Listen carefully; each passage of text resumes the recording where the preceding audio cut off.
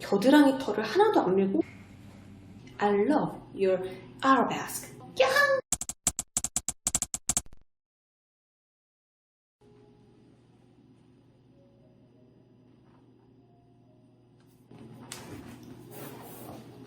저 오늘 좀 달라 보이지 않나요? 정말 오랜만에 머리를 올려서 묶어봤습니다. 정말 영혼까지 끌어모아서 머리를 묶었어요. 머리를 묶었어요. 원래 제가 가르마 타가지고 로우 포니테일을 자주 하잖아요. 근데 얼마 전에 정말 오랜만에 머리를 올려 묶었는데 머리 올려 묶은 게 훨씬 이쁘다는 피드백을 받아가지고 그게 좀 신경이 쓰여서 요 머리를 좀 자주 하고 다녀볼까 생각 중이에요. 어떤 머리가 더 잘 어울리느냐에 대한 논의는 몇 년 정도 지속되고 있어요. 레지던트 때 유방암 환자 주치의를 했었거든요.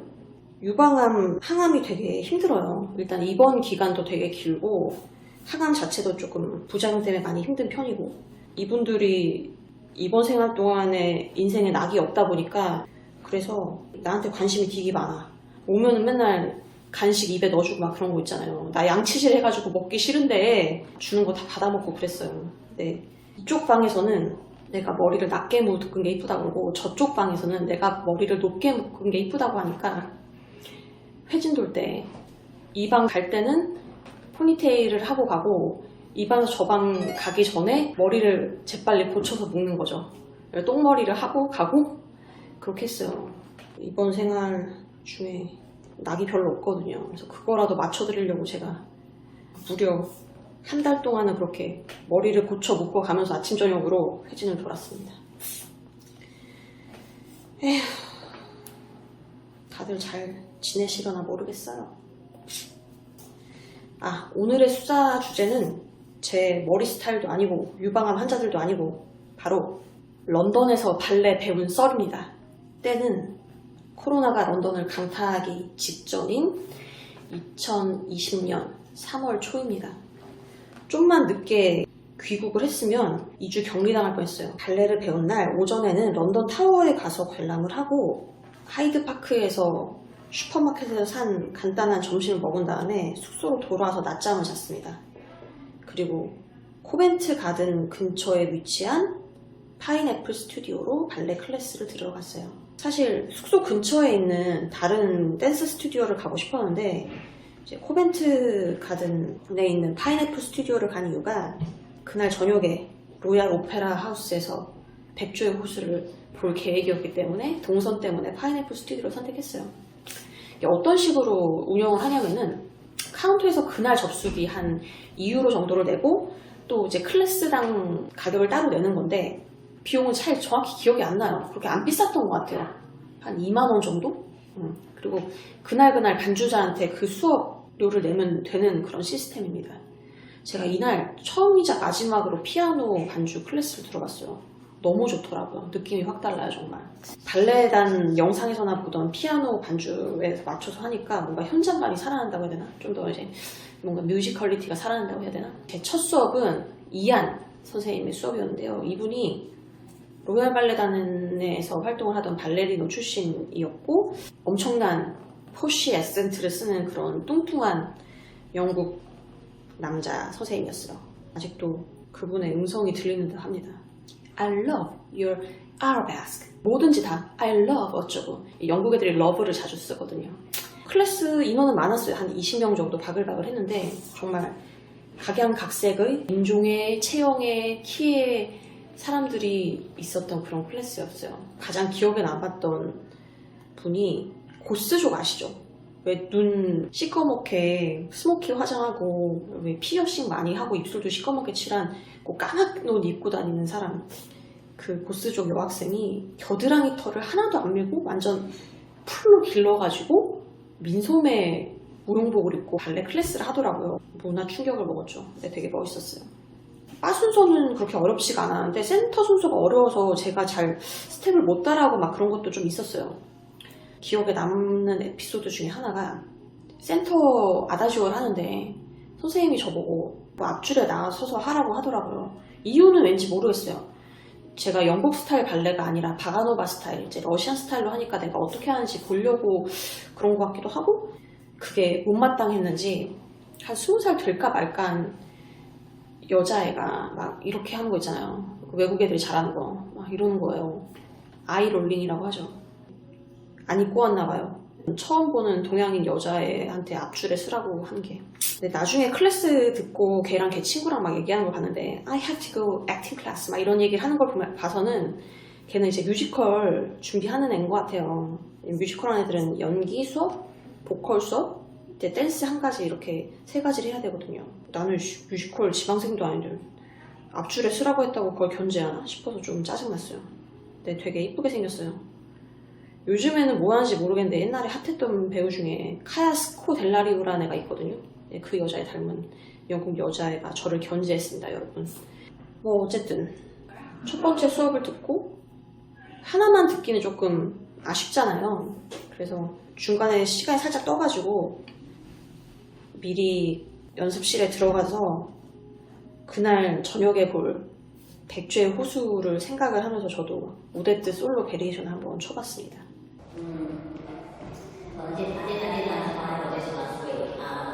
스튜디오 로고 앞에서 셀카도 한번 찍어주고.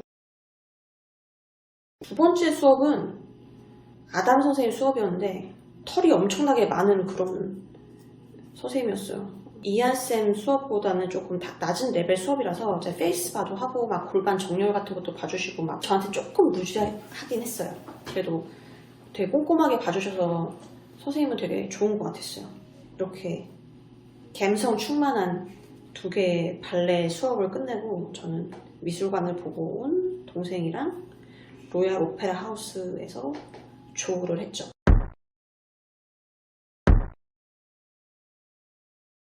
공연의 막이 올랐습니다. 이날 주역은 50호바였어요. 저는 그 전까지 50호바한테 큰 관심이 없었는데 이날 공연을 보고 완전 팬이 돼버렸습니다. 왜 가끔 그럴 때가 있잖아요. 모든 게 맞아떨어지는 그런 공연? 그 분위기, 앰머스피어랑 그 퍼포머의 컨디션도 상당히 좋고 관객들과 혼연일체가 되는 그런 마법 같은 순간들이 가끔 온단 말이에요. 흔하지 않은 순간들이죠. 그날이 딱 그런 순간이었어요. 어찌나 공연에 사람들이 몰입을 했는지 객석이 완전 만석이었는데도 정말 숨소리 하나 기침 소리 하나 들리지가 않더라고요. 쫙 빨아들이는 그런 느낌이 들었어요. 1막이 딱 끝나고 인터미션을 나가는데 이제 거기는 그러더라고요. 미리 돈을 내놓고 주문을 해놓으면은 인터미션 때 캠페인 같은 게 준비를 딱 해놔요, 밖에. 그러니까 그런 게 있었으면 저도 미리 시켰을 텐데 몰라가지고 그냥 인터미션 때 동생이랑 할 거 없어가지고 그냥 멀뚱멀뚱 서 있었죠.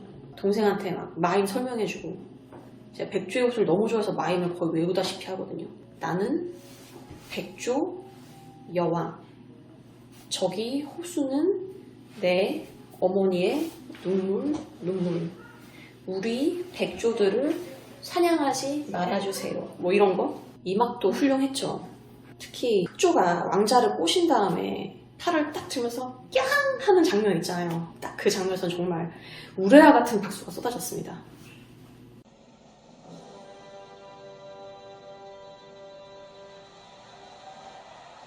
그리고 또 왕자가 흑조한테 속아가지고 사랑을 맹세를 하잖아요. 이제 그때 마법이 풀리면서 흑조들이 까마귀 떼처럼 막 쏟아져 들어오는 그런 장면 연출 같은 게 되게 좋았어요. 정말 제 인생 발레 공연이었습니다. 제 동생은 발레를 아예 모르는데 동생도 공연 시간이 짧게 느껴지고 하나도 지루하지 않았다고 할 만큼 정말 좋은 공연이었어요. 동생도 춤을 추는 애라서 그런지 50호바가 자기 몸을 자기 의지대로 컨트롤하는 게 너무 부럽고 멋있다고 하더라고요. 모든 댄서들의 공통점인 것 같아요. 내 몸을 컨트롤하는 그런 능력, 그런 거 너무너무나 부럽죠. 그런 런던에서의 발레로 꽉 찬 그런 꿈 같은 하루였습니다. 여행이 너무너무 가고 싶어요. 사실은 작년 가을쯤에 모스크바나 상트페테르부르크에 가가지고 발레 클래스를 듣고 마린스키나 볼쇼이 공연을 보는 게 계획에 있었어요. 근데 그게 안타깝게도 무산이 됐죠. 파리도 그렇고 다른 유럽 도시에 가면은 꼭 하루는 비워놓고 낮에는 발레 클래스를 듣고 저녁에는 발레 공연을 보는 그런 발레 데이를 하루씩 둘 생각입니다. 그리고 이 톱박스 꼬맬 때 저는 그냥 맨손으로 꼬매잖아요. 근데 왜 골무를 끼지 않냐고 여러분은 골무를 꼭 끼셔야 됩니다. 저는 손이 원래 통증을 잘 못 느껴요. 막 뜨거운 것도 그냥 막 잡거든요. 뜨거운 냄비 막 잡고 막 그래요. 그래도 괜찮아요. 그냥 손가락이 튼튼한 것 같아요. 여러분은 꼭 골무를 끼시기 바랍니다. 예, 손가락 다쳐요.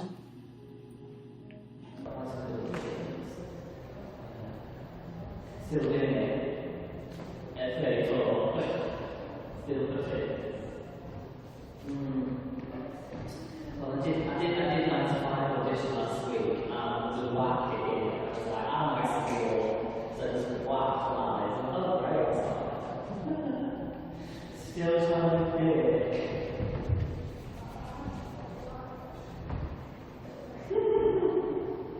Do you want to do that happens?